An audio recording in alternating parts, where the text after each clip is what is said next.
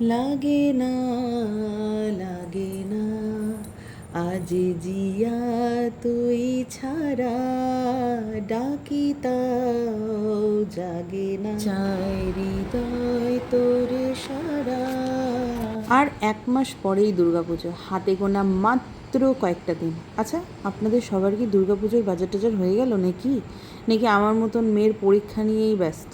আর বলবেন না, দিন রাত শুধু পড়া পড়া পড়া। অ্যাকচুয়ালি পরীক্ষাটা যে কার সেটা বোঝা দায় আমার না আমার মেয়ের? যাই হোক, অন্যদিকে কথা না বাড়িয়ে গেট রেডিতে ফোকাস করা যাক। আজকে যে গেট রেডিটা শ্যুট করছে, এটা সত্যি একটা নিমন্ত্রণ বাড়ি পড়েছিল। এমনিতে আমার নিমন্ত্রণ বাড়ি সচরাচর পড়ে না, যাই হোক একটা শিকে ছিঁড়ে বিড়াল গাছে পড়েছে।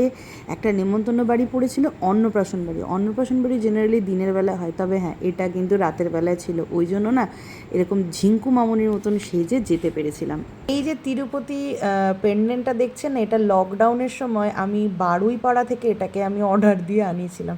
লকডাউনের সময় না, তখন অনলাইনেই সমস্ত কিছু ছিল, তো তখন এই রকম জাতীয় অনেক জুয়েলারি বানিয়েছিলাম। এখন আর ওই কোথাও যাওয়া হয় না বলে না পরাও হয় না। আজকে অনেক দিন পরে পরলাম, কালো শাড়িটার সাথে কিন্তু ভালোই লাগছিল, তাই না? সব জায়গায় চুল খুলে যেতে যেতে বোর হয়ে গেছে, ওই জন্য আজকে কেজ বাঁধিয়ে চুলটাকে সেট করলাম। মাথায় পরে নিলাম হচ্ছে কেয়া শেডের সিঁদুর। আসলে নর্মাল সিঁদুরগুলো পরতে পরতে না টাক পড়ে গেছিলো মাথায়। রিসেন্ট ধরেছি, তবে হ্যাঁ উপকারও পেয়েছি। মাঝে মাঝে না ওই টিপ না পড়তে পড়তে আমি ভুলেই গিয়ে যাই যে আমার কপালে অ্যাকচুয়ালি টিপের কোন সাইজটা ভালো মানায়। আগেরটা একটু ছোটো লাগছিল, এইটা পারফেক্ট।